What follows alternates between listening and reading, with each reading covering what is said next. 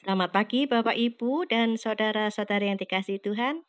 Tetap semangat untuk hidup sehat dan tetap jaga aturan-aturan kesehatan supaya kita semua tetap sehat, segar, dan penuh dengan sukacita.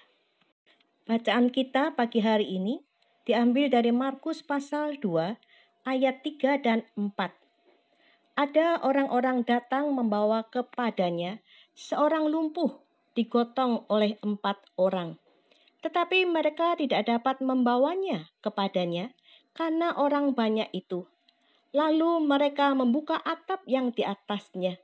Sesudah terbuka, mereka menurunkan tilam tempat orang lumpuh itu terbaring. Nah, Bapak, Ibu, dan saudara-saudari yang dikasihi Tuhan, ini adalah kisah tentang orang lumpuh yang disembuhkan oleh Tuhan Yesus.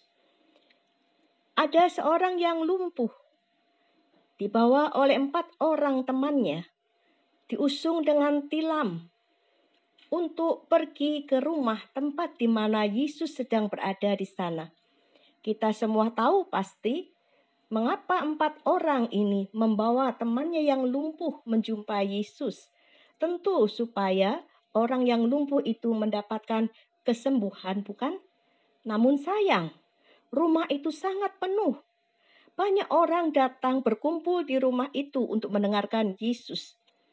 Mereka tidak memiliki jalan untuk menjumpai Yesus. Tetapi mereka ingat bahwa atap rumah orang Yahudi bisa dibongkar.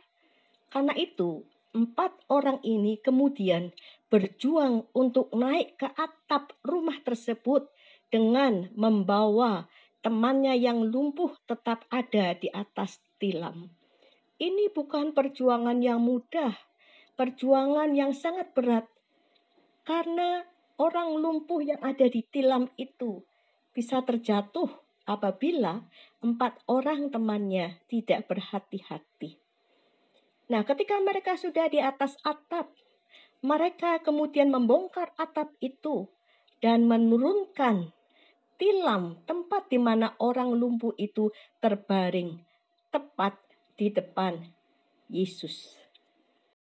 Kita tahu walaupun di dalam kisah ini terjadi perbantahan antara Yesus dengan ahli-ahli Taurat, namun toh orang lumpuh ini yang dibawa oleh 4 temannya menjumpai Yesus, dia mendapatkan kesembuhan. Bapak, Ibu, dan saudara-saudari yang dikasihi Tuhan, pada hari Rabu tanggal 3 Februari, saya dan anak saya kembali tes PCR. Tidak jadi hari Selasa pada tanggal 2 Februari, karena saya harus lebih dahulu menjalani proses cuci hidung 4 kali. Nah, apa yang terjadi dengan PCR yang kedua ini? PCR yang kedua ini menghasilkan negatif, Bapak Ibu. Saya dan anak saya keduanya negatif. Adalah sesuatu yang menyenangkan hati. Adalah sesuatu yang menggembirakan bahwa pada akhirnya saya dan anak saya boleh mendapatkan kepulihan, kesembuhan dari COVID-19 yang sudah ada di dalam tubuh kami secara resmi pada tanggal 12 Januari 2021. Setelah 26 hari terpapar COVID-19, dengan 12 hari ada di rumah sakit dan 9 hari dalam kondisi terbaring, tidak bisa melayani diri sendiri, maka kesembuhan adalah sebuah kabar sukacita. Kabar yang begitu menyenangkan hati dan kabar yang membuat haru hati saya. Mengapa demikian? Karena saya menempatkan diri sebagai orang lumpuh yang ada di atas tilam. Sementara begitu banyak orang ada di sekitar saya mengangkat tilam itu untuk membawanya kepada Yesus di dalam doa-doanya. Tanpa 4 orang yang menggotong orang lumpuh ini, dan membawanya kepada Yesus. Orang lumpuh ini akan tetap lumpuh, bahkan mungkin dia akan menjadi seperti mayat hidup. Demikian pun dengan saya. Tanpa dukungan doa Bapak, Ibu, dan saudara-saudari, saya hanyalah seorang pasien COVID-19 yang tidak berdaya, yang akan seperti mayat hidup dan teronggok, lalu menunggu ajal. Kalau boleh memilih, saya akan lebih memilih menjadi salah satu dari 4 orang yang menggotong tilam itu, daripada menjadi orang yang terbaring di atas tilam tanpa daya. Tetapi apa daya, Tuhan mengizinkan saya untuk terbaring di atas tilam itu dan membiarkan begitu banyak orang mengangkat tilam saya serta membawanya kepada Yesus untuk mendapatkan kesembuhan. Bapak, Ibu, dan saudara-saudari yang dikasihi Tuhan, saya sudah sembuh dari COVID-19. Ini semua karena Bapak, Ibu, saudara-saudari adalah orang-orang yang dengan setia membawa saya dan anak saya di dalam doa-doa. Baik Bapak Ibu yang mengenal saya maupun yang tidak mengenal saya. Begitu banyak doa-doa dibawakan untuk kami berdua. Dan begitu banyak orang yang membawa kami kepada Yesus. Bapak, Ibu, dan saudara-saudari yang dikasihi Tuhan. Sebagai orang yang sedang diusung di atas tilam kasih oleh Bapak, Ibu, dan saudara-saudari, maka saya secara pribadi pun harus menjadi orang yang berjuang, walaupun berjuang terbaring di atas tilam.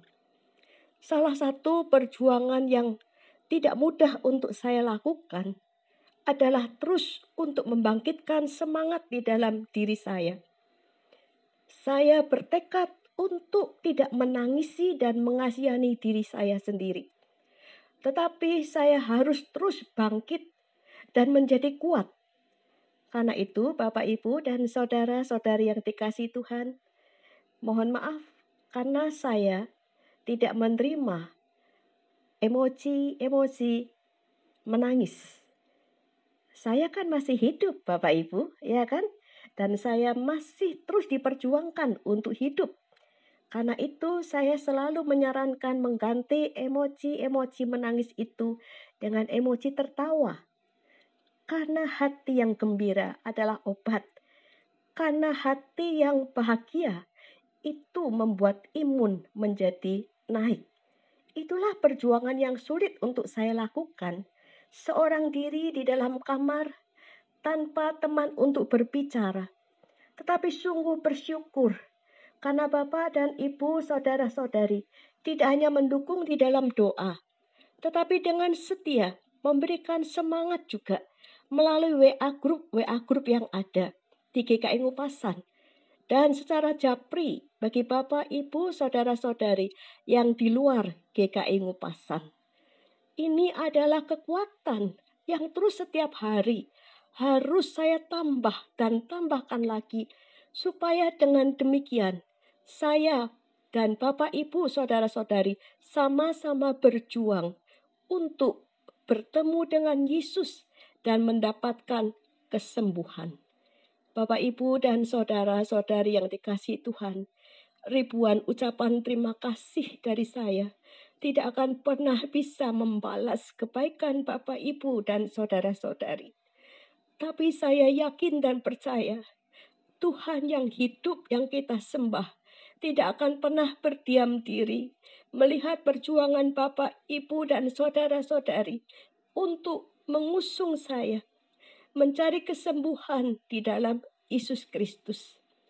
Bapak, Ibu, dan saudara-saudari yang dikasihi Tuhan, tilam kasih adalah sebuah kehidupan baru yang tidak akan pernah saya lupakan sepanjang umur saya.